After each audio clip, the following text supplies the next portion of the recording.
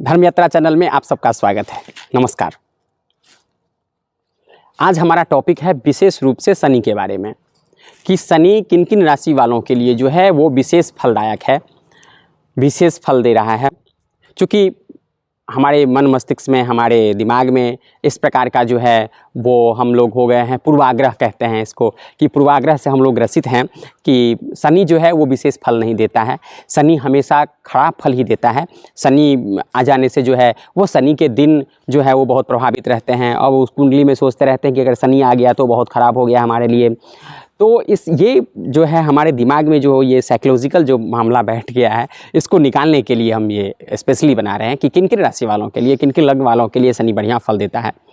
और एक चीज़ ये नहीं है कि राशि और लग्न तो हम बता रहे हैं, इसके अलावा भी है कि अगर जिनके लिए शनि मार्केस भी है, सपोज दैट हम करें कि शनि उनके लिए अच्छा नहीं, ऐसा भी लग्न है जिनके के लिए शनि अच्छा नहीं है, लेकिन हम इसको बताएं एक चीज़ कि अगर उनका शनि भी प्लेसमेंट अगर उस शनि का जो है ख़राब हो गया, मार्केस शनि, और उसका प्लेसमेंट अगर ख़राब है, वो 6, 8, 12 भाव में बैठ गया, तृतीय भाव में बैठ गया, सेकंड स्थान में बैठ गया वो, उसके बाद 11वें स्थान हाउस में बैठ गया वो, तो भी वो ख़राब फल नहीं देगा। खैर इस पर हम अगर जाएंगे अलग अलग तो फिर कन्फ्यूज़न हो जाएगी। तो अभी हम जो है वो सीधे आ रहे हैं कि ये जो है अभी किन किन लग्न और राशि वालों के लिए जो है खास करके गोचर की जो स्थिति है अभी, तो किस तरह से फल दे रहा है शनि, क्या शनि खराब फल दे रहा है, अच्छा फल दे रहा है, किस प्रकार से दे रहा है, वो हम जो है बता रहे हैं आपको। तो हम सब प्लैनेट के बारे में जानेंगे, उसके साथ साथ हम शनि के बारे में जानेंगे कि शनि आपके लिए कैसा है, शनि किस तरह प्रकार का फल दे रहा है, क्या शनि आपके लिए हमेशा खराब फल देगा, क्या शनि आपके लिए अच्छा फल देगा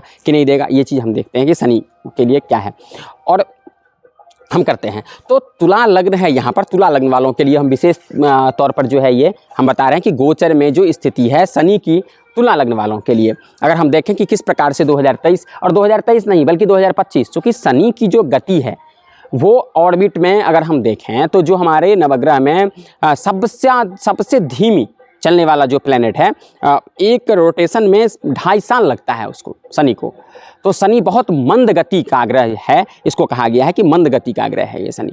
उसके साथ साथ शनि जो है ये हम इससे पहले भी बताएं आपको कि भृत्य कारक है शनि, नौकर का जो है इनको संज्ञा दिया गया है। चूँकि कहते हैं लघु जातक का एक श्लोक है कि आत्मा रवि सस्थरश्च बुध कुमारः सेनापति क्षितिसुतो सचिवो श्रुतिज्यो भृत्यस्तथा तरनिजा सबलाग्रहाश्च कुर्वन्ति जन्म समये निजमेव रूपम। तो ये जो प्लैनेट हैं, नवग्रह हैं, इनको दिया गया है कि राजा कौन है, इसमें राजकुमार कौन है, इसमें रानी कौन है, इसके बाद जो है वो सचिव कौन है, इसमें तो नौकर कौन है, ये इस प्रकार से बांटा गया है पूरा प्लैनेट की जो है उसमें। तो शनि को जो है ये भृत्य कारक भी कहा गया है कि शनि जो है ये नौकर का कारक ग्रह है ये। तो अब इसके लिए जो है शनि की जो स्थिति है ये इसमें कुंडली में अगर तृतीय भाव में बैठ जाए, 10वें स्थान में बैठ जाए तो ये बहुत बढ़िया फल देगा। क्योंकि ये अंडरस्टैंड वाली बात है, समझने वाली बात ये चीज़ है कि तृतीय स्थान को हम बताते हैं कि पराक्रम का है, साहस का है, और वहाँ पर अगर शनि बैठे तो पराक्रम हमारा जो है वो स्वतः कम हो जाएगा या फिर हमारा एफर्ट जो है वो सही दिशा में जाएगा। 10वां स्थान जो है नौकरी का है, सत्ता का है, वहाँ पर अगर शनि बैठ जाए तो शनि नौकरी में बहुत बढ़िया करेगा, फल देगा। लग्न में अगर शनि बैठ जाए 10वें स्थान पर दृष्टि हो जाएगी, ये बहुत बढ़िया हो जाएगा। तो खैर वो है, लेकिन अभी जो हम विशेष जो हम बात कर रहे हैं वो हम बात करते हैं तुला लग्न वालों के लिए क्या शनि क्या कुछ फल दे रहा है। अब हम देखें तो बुध यहाँ पर जो है इनका लग्न में बैठा हुआ है, साथ में केतु भी है। अब बुध इनका भाग्येश और व्ययेश है, तो व्ययेश बुध है लेकिन साथ में भाग्येश भी है, और वे अपने मित्र के घर में बैठा हुआ है। चूँकि तुला जो है ये शुक्र का स्वामी है, शुक्र है स्वामी तुला लग्न वालों के लिए शुक्र जो है वो लग्नेश हो जाएगा। लेकिन बुध जो है, बुध और शुक्र जो है ये आपस में दोनों मित्र हैं। तो ऐसी स्थिति में बुध के साथ इनका जो तुला में होना ये बहुत बढ़िया है। तो भाग्य साथ में बैठा हुआ है, और शुक्र को अगर हम देखें तो द्वितीय स्थान में शुक्र बैठा हुआ है, तो शुक्र भी ठीक है। स्वास्थ्य को थोड़ी सी समस्या हो सकती है, क्योंकि यहाँ पर राहु जो है ये लग्न को देख भी रहा है, साथ में केतु भी बैठा हुआ है, और सूर्य के साथ शुक्र है, तो स्वास्थ्य में थोड़ी सी समस्या हो सकती है, चूँकि लाभेश जो है ये सूर्य है यहाँ पर। अब यहाँ पर देखिए शनि से कोई समस्या नहीं हो रही है, तुला लग्न वालों के लिए समस्या किस चीज़ से हो रही है, तो यहाँ पर समस्या हो रही है आपको केतु से, समस्या हो रही है राहु से, समस्या यहाँ पर सूर्य से है, यहाँ पर प्रॉब्लम थोड़ा बहुत शुक्र से है। शनि से समस्या यहाँ पर नहीं है, क्योंकि शुक्र जो है यहाँ पर बहुत बढ़िया स्थिति में नहीं बैठा है, सूर्य की स्थिति अच्छी नहीं है।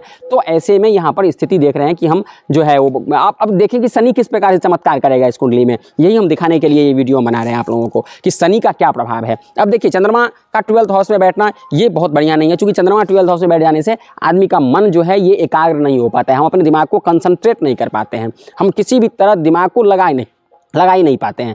हम लगाते हैं, हम अपने मन को चाहते हैं कि इस काम को हम करें और हमारा मन भटक के दूसरी जगह चला जाता है। बहुत प्रयास करने के बाद हमारा मन जो है वो कंसंट्रेट होता है। तो इस चीज़ पर जो है देखिए कि चंद्रमा से यहाँ पर प्रॉब्लम हो रही है।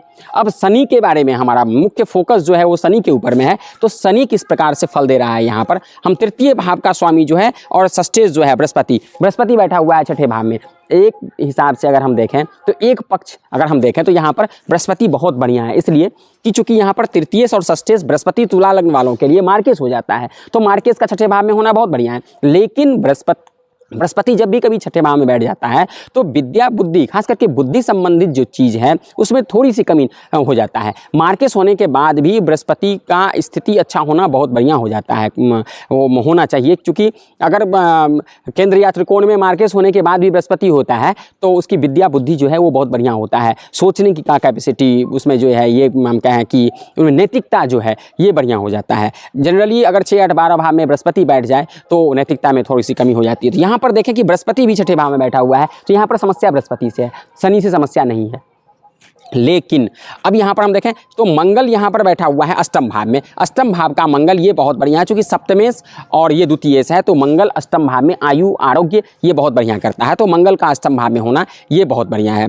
अब हम विशेष जो बात कर रहे हैं वो शनि पर देखिए। शनि क्या है इनका, पंचमेश और चतुर्थेश शनि है, जो शनि इनका चतुर्थ भाव में बैठा भी है। चतुर्थ भाव में शनि होने से दसम भाव पर दृष्टि हो रही है। 10वें स्थान पर दृष्टि जो मैंने बताया था कि नौकरी, आजीविका, सत्ता, इसके लिए बहुत बढ़िया है, शनि देने में सक्षम है। पंचमेश जो है वो पंचम भाव से विद्या बुद्धि, और चतुर्थ भाव से जो है वो जमीन जायदाद, वाहन, सबका, माता, स्त्री, इसका ये सब बहुत बढ़िया शनि करेगा। और शनि की दृष्टि जो है वो यहाँ पर हो रही है सप्तम, अष्टम, नवम और दसम दृष्टि जो है शनि की विशेष दृष्टि है, तीसरा और 10वां। अब विशेष दृष्टि से शनि लग्न को भी देख रहा है, क्योंकि ये लग्न को देखना शनि के लिए कितना प्रभावकारी है, क्योंकि ये पंचमेश है और चतुर्थेश है। चतुर्थेश पंचमेश राजयोग कारक हो गया। अब राजयोग कारक ग्रह अगर लग्न को देखता है तो आदमी राजा के समान जीवन जिएगा। अन्य प्लेनेट की स्थिति अच्छी नहीं होने के बावजूद भी ये लग्न को शनि देख रहा है। लग्न को शनि देखने से ये बहुत बढ़िया फल देने में जो है ये सक्षम है। अब कहते हैं कि हमारे कुंडली में ये कहा गया है कि न दिशंति शुभम नृणाम सौम्या केंद्राधिपा यदि क्रूराश्चित अशुभम हेते प्रबलाश्च उत्तरोत्तरम।